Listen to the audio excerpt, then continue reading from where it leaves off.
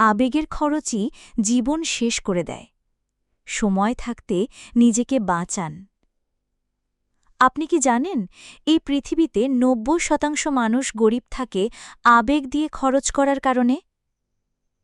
বইয়ের হাসি, সন্তানের আবদার, আত্মীয়ের মুখ রক্ষা, সমাজে নিজেকে বড় দেখানোর লড়াই, এই সব আবেগে আমরা কষ্ট করে আয় করা টাকা হাসতে হাসতে গর্ব করে শেষ করে দেই। অবশেষে ১. জীবনভর পরিশ্রম, ২.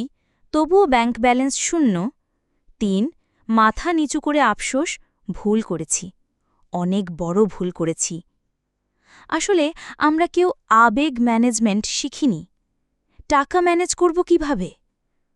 আমরা শিখেছি বউকে খুশি রাখতে যা লাগে করো, বাচ্চার খুশি, আত্মীয়ের সম্মান সবার আগে, সমাজে নিজেকে বড় সাজিয়ে তুলতে হবে, টাকা যাক কোনো সমস্যা নেই।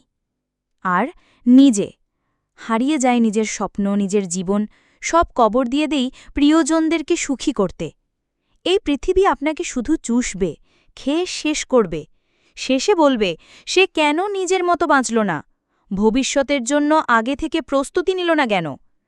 আপনি এই ভুল করবেন আর কত? আজ থেকে শিখুন।